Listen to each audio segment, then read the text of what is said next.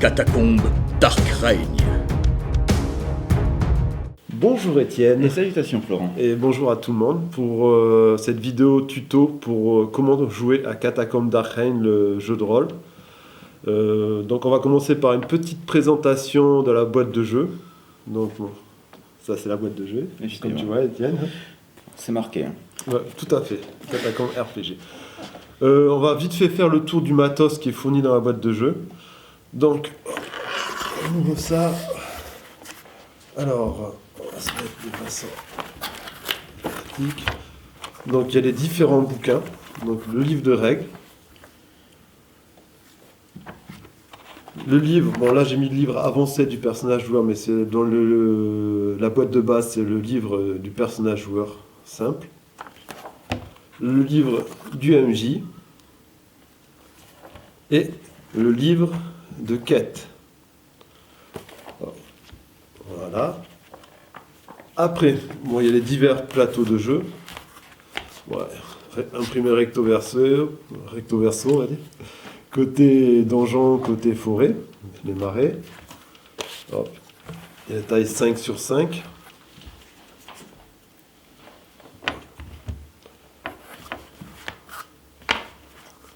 La 5x7, pareil. Les couloirs. Les couloirs un peu plus larges. Et les grandes salles.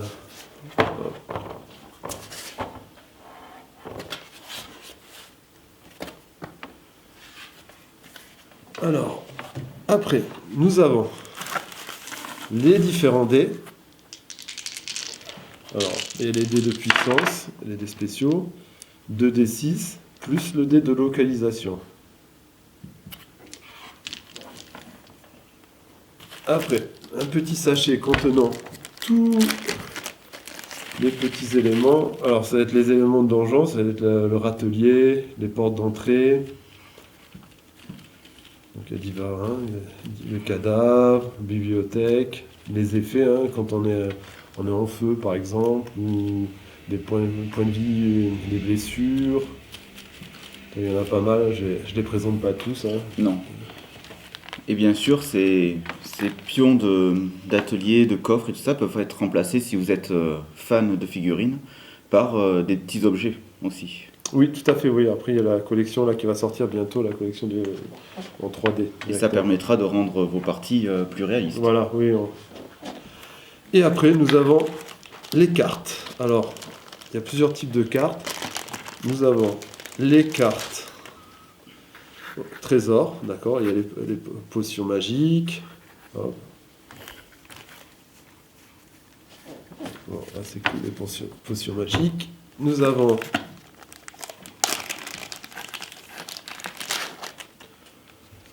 les objets magiques, c'est tout ce qui est parchemin, objets spéciaux, il y en a pas mal, hop, hop. Les armures, armes et armures, hein, c'est tout ce qui est épée magique, armure magique. Donc là, dans les cartes, j'ai l'extension en plus que j'ai rajouté. Hein, Et après, notre autre type de cartes, les cartes plomb des catacombes. Alors, il y en a deux types. Hein. Il y a les plombs des catacombes pour le donjon, hein, quand on est côté donjon, comme ça. Et si je retourne, je suis côté forêt marais, j'utiliserai les côtés plomb des catacombes forêt. D'accord ? Et le dernier type de carte, hop, apprécié des joueurs, pas tout le temps en fonction, c'est les imprévus. D'accord ? Ça permet au début de chaque tour de générer des imprévus. Oui, des événements. Voilà, des événements, tout à fait. Donc, hop, point d'action bonus. Et maintenant, on va passer aux figurines. Oui, alors tu vas les montrer à la caméra. Donc les figurines, nous en avons 3 pour les héros, qui sont au nombre de 3. Donc nous avons un barbare qui se nomme... C'est Thorgils Sambreloup. Cette belle demoiselle. Ah, ça c'est Esterella, la guérisseuse.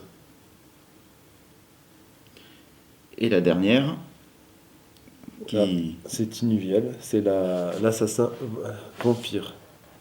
Alors, bon, elle n'est pas peinte, désolé. Tu seras fouetté. Non, ça m'embêtera un petit peu. Après, nous avons tout ce qui est monstre, donc. Alors voilà, donc vas-y, montre-les. On commence par quoi? Par ceux que tu as envie, il n'y a pas de Allez, souci. les squelettes.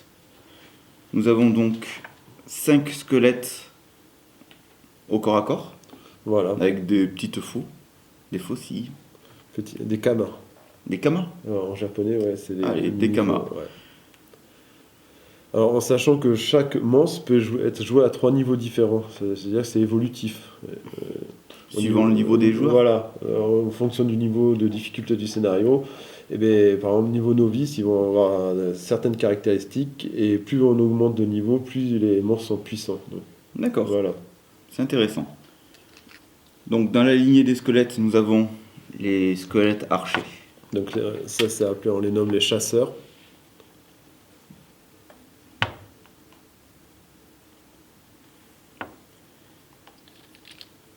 Un champion. Tout à fait, champion squelette.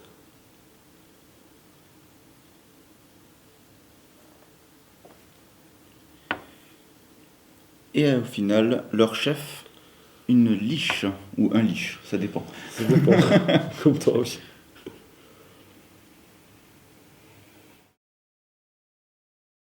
Ensuite, donc pour les monstres classiques du Medieval Fantasy, hein, j'imagine, nous avons des chauves-souris géantes. Géante, ouais. Géante, seulement Chauve-souris géante. géante. Peintes d'une main de maître. Je te remercie, Étienne, je te remercie. Un troll ou un ogre, je sais pas, Alors ça, c'est un ogre, ouais. Un Ouais, ogre. ouais, tout simplement, ouais. avec la tête de Shrek. C'est vrai. on peut le nommer Shrek si on veut. Allez, Ouais, Shrek. ouais. Mais après, ça donne moins envie de le trucider dans le scénario, ouais. Oh. Des araignées géantes, au nombre de 4.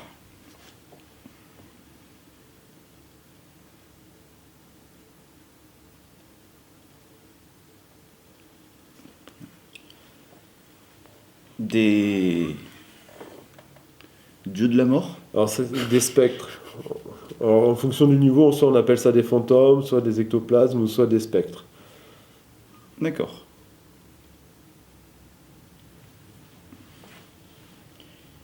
Et au final, toute une ribambelle de rats géants. Donc des rats géants plus petits et des rats géants plus grands. Alors, il y a les nuées de rats, les soldats, et après, il y a le roi des rats. C'est celui-là. Ils sont 2 rois. 2 rois. Voilà, j'ai 2 modèles différents dans la boîte de base, il n'y aura que ce modèle.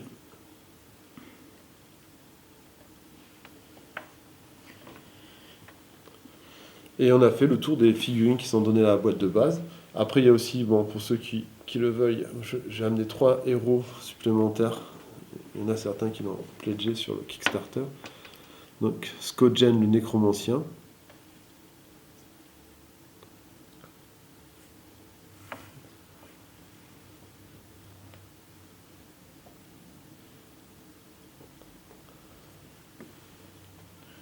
Ce monsieur qui s'appelle Gerulf, Gerulf. l'éradicateur.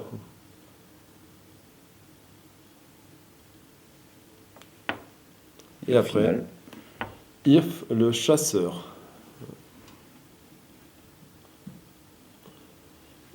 Donc là, on a fini pour les figurines. Alors, on a, bien sûr, celles qui sont dans la boîte de base ne sont pas peintes, hein, à part ceux qui ont pris le pledge nécessaire, d'accord. Sinon, je mettrais 50 ans à faire chaque boîte de jeu. Bien, maintenant qu'on a cette large gamme de figurines, comment on y joue? Alors, pour commencer, tout début, on va lire le bouquin, le livre de règles, ok. Puis, on va choisir une quête dans le livre de quête, tout simplement. Une fois qu'on a choisi la quête, on prend l'un des 2 paquets utiles à la quête. Alors, soit le paquet forêt et marée, d'accord, celui-ci, pour monter le plan des catacombes. Donc ça, c'est pour la génération de la carte. en fait. Voilà, ça qui va générer la carte. Donc là, on va prendre ce paquet, on va dire que ça se passe dans les souterrains. On choisit la quête principale, par exemple, ça va être salle au trésor, ça va être la carte où il y aura la quête principale. Donc je prends cette carte, je la mets là, je tire aléatoirement 3 cartes, ou pour une quête moyenne on va dire 4, allez on prend 4 cartes pour une quête moyenne. Je prends la moitié du paquet, je mélange avec la carte quête principale, puis je mets l'autre partie dessus. Donc là, j'ai créé mon donjon. Hein. C'est créé. Ok. Puis, on va positionner ces cartes, on les met de côté. Puis, on prend les différents paquets de cartes trésors. Donc, objet magique, arme magique, potion. Et le dernier paquet de cartes, les cartes événements, on les met là. Donc ça, c'est bon. Bon, après ça, je vais pas le faire, mais on trie les différents pions. Hein, et pions éléments. On va prendre quelques pions éléments là, bim. Donc ça à faire avant le début de la partie. Oui, de toute façon, là, on est sur la préparation de la partie. Voilà. Donc là, je le fais pas là, mais donc vous triez tous les pions. Les mettre dans des petits sachets séparés, ça peut être pas mal. Après, donc, du coup, on met de côté tous les plateaux de jeu. Pour l'instant, on n'en a pas l'utilité. Les dés, on les met de côté. Et là, c'est séparé pour jouer. Les figurines sont de côté, tout est prêt. Donc, maintenant, on va passer à la phase suivante. D'accord ? L'introduction du scénario et le roleplay. Ok ? Alors, donc, dans cette phase, le maître de jeu va lire le scénario, la quête. Donc, bon, j'ouvre le bouquin au hasard. Alors, une fois qu'on a le livre de quête, donc, je vous explique vite fait qu'est-ce qu'on va y trouver. Donc, le titre de la quête, hein, missionné par le roi, un texte qui va expliquer le contexte, qu'est-ce qui se passe. Après, on va trouver les cartes référentes, hein, les plans des catacombes utilisés, les monstres qu'on va y trouver. Voilà. Et la petite conclusion de la quête à la fin. Voilà, tout simplement. Ok, donc là on trouve la ligne de conduite de la quête, Voilà. ce qu'il faut faire. Voilà. Après, toi tu m'as vendu le jeu comme étant un mixte entre un jeu de figurines et un jeu de rôle. Donc on peut improviser par-dessus ce que tu as écrit. Voilà. En fait, là, c'est la ligne de conduite pour le jouer de façon la plus simple possible.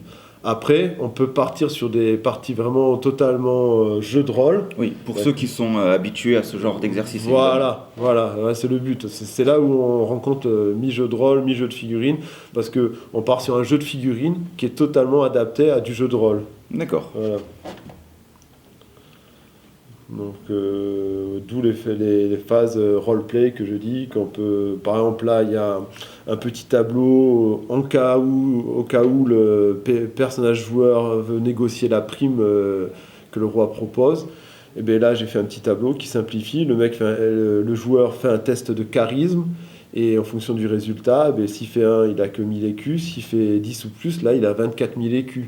D'accord ? Et ça, un bon maître de jeu, quelqu'un d'expérimenté, il peut se créer ses propres tableaux et aller plus loin. Hein, prévoir même que s'il se fâche avec le roi, qu'il y a des gardes qui arrivent. Donc toi, tu nous donnes juste une base sur laquelle on peut construire dessus, mais une base qui est quand même jouable pour ceux qui ne veulent pas se prendre la tête. En fait. Voilà, tout à fait. D'accord.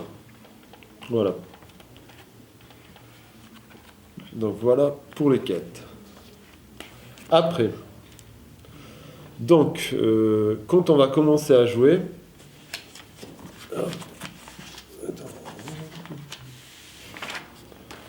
donc tu choisis un personnage joueur, d'accord ? Alors, soit tu vas créer ton personnage, soit tu te réfères à l'un des personnages pré-créés à la fin du bouquin, d'accord ? Donc, il y en a plusieurs. Donc nous, on va prendre Thorgils. Donc là, il y a toutes les caractéristiques, les compétences, les équipements, tout est noté là-dessus. Et là, la petite histoire de Thorgils. Ok ? Donc, hop. Donc, je conseille de prendre du papier ou de photocopier la fiche, hein, tout simplement. C'est plus pratique. Prendre un crayon, un papier, d'accord ? Si vous voulez créer votre propre personnage et pas prendre les pré-créés, c'est possible. Vous êtes dans le chapitre Créer le personnage. Et là, vous choisissez si vous voulez un humain ou une autre race, un ogre, un vampire. D'accord ? Donc là, c'est totalement libre. Hein, il y a plusieurs races. Et après, vous choisissez la vocation que vous voulez. Donc ça, c'est après, je conseille pour les joueurs qui ont déjà joué plusieurs parties. Hein, au début, contentez-vous de prendre les pré-créés. C'est plus simple. Oui. Ouais, c'est beaucoup plus simple.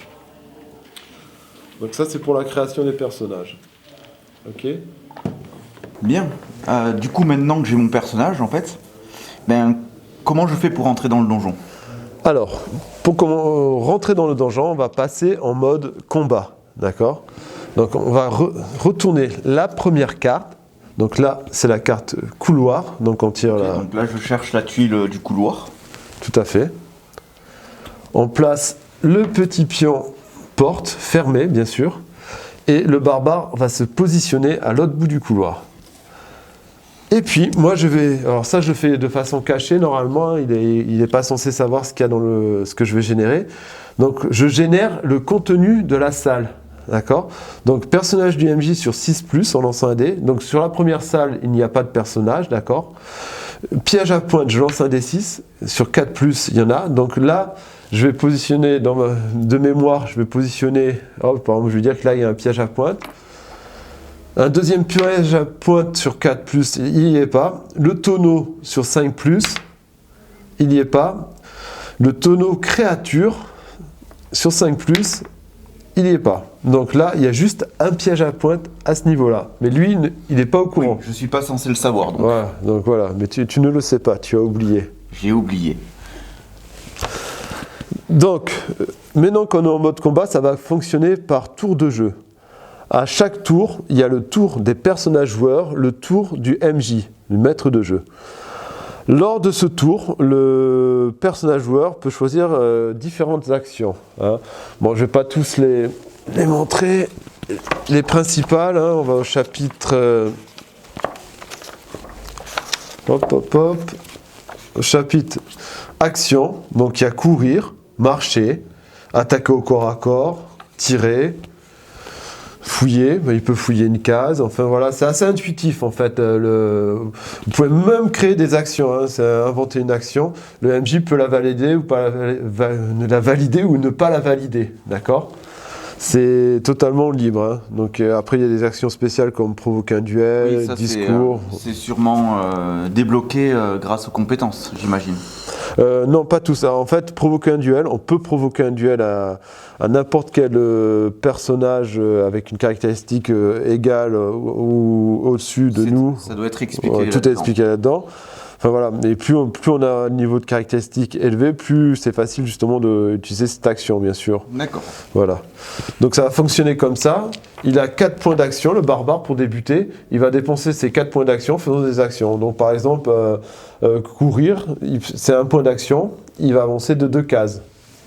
Eh bien, moi je cours parce que je suis un barbare et j'ai envie de terminer cette mission rapidement. Voilà. Donc il a dépensé un point d'action. Deuxième point d'action. Je vais continuer à courir.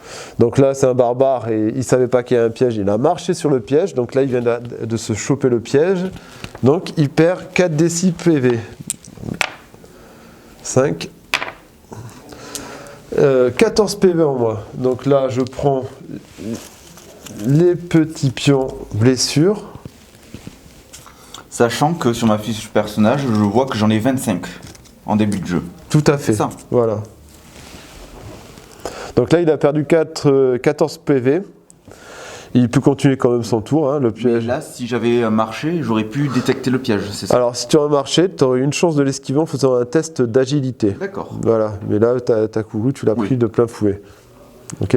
Donc il te reste 2 points d'action, donc il peut ou pas terminer les actions. Bien donc, sûr, c'est pas quelques fléchettes, quelques pointes qui vont m'embêter. Hein. Donc je vais me déplacer jusqu'à la porte. Donc 3e action. Et l'ouvrir. Donc quatrième action, pour ouvrir la porte, il lance un D6. Donc elle s'ouvre. Donc là, moi je place le petit pion porte ouverte. Là, si j'avais fait un 1, qu'est-ce qui serait passé? La porte était verrouillée. Si tu faisais 1, la porte était verrouillée. D'accord. Et donc là, on va découvrir la nouvelle salle. Alors, c'est grand hall toxique. Donc c'est celui-là. Voilà. Alors là, de même, je vais continuer à générer sur la carte. Je génère. Il y a une petite règle spéciale qui fait que les personnages peuvent être empoisonnés. Donc voilà. Donc on procède ainsi comme ça, le mode combat. Au fur et à mesure, on va évoluer dans les catacombes. On va ouvrir des portes, explorer. Il y aura des monstres parfois, ou des pièges. D'accord. Voilà. Et donc plus on met de cartes, plus le donjon va durer longtemps. Voilà, donc on peut faire une petite partie comme là avec 5 cartes, comme une partie avec 20 cartes, c'est en fonction du temps qu'on a. Une partie peut durer 45 minutes, comme durer 6 heures, en fonction de... D'accord. Voilà. Et ce système de cartes permet d'avoir toujours des maps inédites. Même moi en tant que... Ça se génère aléatoirement, voilà. même le contenu des salles en fait. Tout à fait. Voilà. D'accord. Bien, maintenant mon tour est terminé, parce que j'ai dépensé mes 4 actions. Tout à fait. Qu'est-ce qui se passe? Alors donc là c'est le tour du maître de jeu, d'accord. Vu que je n'ai pas de personnage sur le plateau, donc là j'ai rien à faire. On va enchaîner sur un nouveau tour. Donc à partir du deuxième tour, tu pioches des cartes imprévues. Hop. D'accord, donc je regarde ce qui se passe et une embuscade. Donc et ben tu vas générer des personnages justement et ils vont m'attaquer tout de suite. Donc là, je génère. Donc sur le tableau, ça signifie qu'il y a 2 squelettes de revenants de première lune qui t'attendaient, qui sont sortis de derrière le mur pour te sauter dessus. Donc, vu qu'ils étaient en embuscade, ils attaquent avant que tu effectues tes actions. D'accord. Mais ils ne joueront pas pendant le tour du maître de jeu. Donc, je prends les caractéristiques de mes petits revenants. Donc on va voir la phase combat, tout simplement, comment ça se passe. Donc les revenants de première lune, ils ont 2 au niveau corps à corps, donc ils prennent 2 dés de puissance, plus le dé de localisation. Ils doivent réussir à faire le niveau de défense de Thorgils, qui a 2 de défense, pour le toucher. Donc là, ils vont faire des attaques puissantes, donc ils vont dépenser 2 points d'action, ils en ont 4, donc première attaque, 1, 2, ils le loupent, 3, 4, ils le loupent. Donc je récapitule, donc ça c'est les points réussite, il doit faire 2, donc il a fait que 1, donc il ne le touche pas. S'il aurait touché, il aurait fait 2, il aurait touché dans le corps. Donc il faut égaler ma défense. Voilà. D'accord. Donc, mais explique-moi, parce que là je comprends ce dé, donc la tête c'est pour me toucher en fait, bras, jambes, corps. Voilà. Mais comment fonctionne ce dé? Parce que là il y a 3 barres, dont une qui est avec une petite étoile. Alors, ce dé, tout simplement. Bon, ça c'est 0 point. Tout le monde l'a. Voilà, c'est très simple. C'est on se loupe. Ça, c'est 1 point. Mais maintenant, lorsqu'on tombe sur les étoiles multiplient le résultat. C'est-à-dire, par exemple, là j'ai 2 barres, ça fait 2 points. D'accord, multiplié par 1, donc ça fait 2. Mais. D'accord, donc si je fais une deuxième étoile, ça fait 2 barres fois 2 étoiles. Voilà. Donc 4 points d'attaque. 4 points, voilà. C'est un résultat de 4. Là, c'est 2 barres, donc 2 fois 2 étoiles. Ce qui permet que, par exemple, si j'avais 3 dés, je faisais 3 barres, donc ça faisait 3 points. Fois 2, 6. D'accord. Ça permet de surpasser son niveau de caractéristique. D'accord? Parce que le mec, par exemple, qui a 2 au corps à corps, par exemple, comme le squelette, il peut toucher des personnages qui ont jusqu'à 4 de défense grâce à ce système. Donc pour ça, c'est bon. Donc, moi, on continue le tour. Le personnage, lui, il ne peut pas t'attaquer parce que lui, il bloque au corps à corps. D'accord. Donc ça va être à toi de jouer ton tour. Donc c'est à moi. Donc moi, je vois que j'ai... que j'ai des blessures, mais aussi... Essaye pas de les cacher, les blessures. que j'ai 3 points de corps à corps. Parce que je vais attaquer avec ma hache. Il n'y a pas de raison. Donc... Là, je vois que je fais 2 d'attaque et... Tu peux lancer le petit dé de localisation aussi. Effectivement. Au corps. Donc ils ont un en défense les squelettes, vu qu'il a fait 2, donc il a touché au corps. Au corps, le squelette n'a pas d'armure. Hein. Je sais pas si on voit là, hop, le squelette, c'est des petites brêles. Enfin, s'il a un point d'armure. Un point d'armure. Ouais, je dis des bêtises. Et donc lui, il va faire les dommages de 5, ça veut dire 4 points de vie en moins. Parce que j'enlève l'armure. Voilà, tu enlèves le point d'armure. D'accord. Et donc je fais 4 points de vie, sachant qu'un squelette en a 5, Voilà. donc je ne le tue pas. Donc Mais ça, pour cette attaque, je n'ai dépensé qu'une seule action, donc je peux en faire 3 autres. Tout à fait. D'accord. Donc je peux faire mes attaques. Donc là je le tue. Là, tu refais le même résultat, donc 4 points de vie en moins. Donc il est mort. Alors, petite règle spéciale, lorsque tu tues un adversaire au corps à corps, tu as le droit de prendre sa case. D'accord, bah, c'est ce que je vais faire pour me rapprocher du squelette. Là. Voilà, c'est le mieux. Et je vais pas me faire prier hein, et le rater. Ah non, parce qu'il a un seul de défense. Il a qu'un seul de défense. Il faut égaler la défense. Voilà. Ouais. Donc là, je lui refais 4 points de dégâts. Voilà, tout à fait. Et avec ma dernière action, je peux sûrement le tuer. Alors là, ouais, là tu l'as explosé. Largement, et il meurt. Voilà. D'accord. Voilà, tout simplement. Voilà. Bien. Maintenant, j'ai tué la liche. J'ai découvert que c'était ce qui causait le problème. Je l'ai tué. Qu'est-ce qui se passe? Alors, donc maintenant, on va passer en mode roleplay, d'accord? Donc là, ton personnage, il retourne voir le roi, d'accord? Et il a le droit à sa jolie récompense de 1000 écus. Et maintenant, on va faire les évolutions et les améliorations du personnage. D'accord. Donc là, je marque que j'ai gagné 1000 écus, c'est ça? Alors 1000 écus plus tu additionnes les écus que tu as gagnés dans la quête, tu en as gagné 700, ça fait 1700 au total. D'accord, donc 1700. Tu as réussi ta quête principale de tuer le liche, ou la liche, hein, voilà. Donc tu as 70 XP plus tout ce que tu as gagné, ça fait 150 XP. Donc j'ai gagné 150 XP. Voilà. Donc chaque monstre donne un nombre d'XP bien voilà, défini, en fait. voilà. Chaque monstre donne des XP et des écus. Donc, on va prendre ce bouquin, le livre du personnage joueur, et dans ce bouquin, il y a toutes les évolutions, tous les équipements possibles, d'accord? Donc là, il y a le tableau pour les humains, le barbare est un humain, donc il y a toutes les caractéristiques et le coût en points d'expérience, d'accord? Donc il va dépenser ses 150 points d'expérience pour améliorer ses caractéristiques. Pour acheter des compétences, là il y a les compétences, ami des bêtes, éducation, savoir-vivre.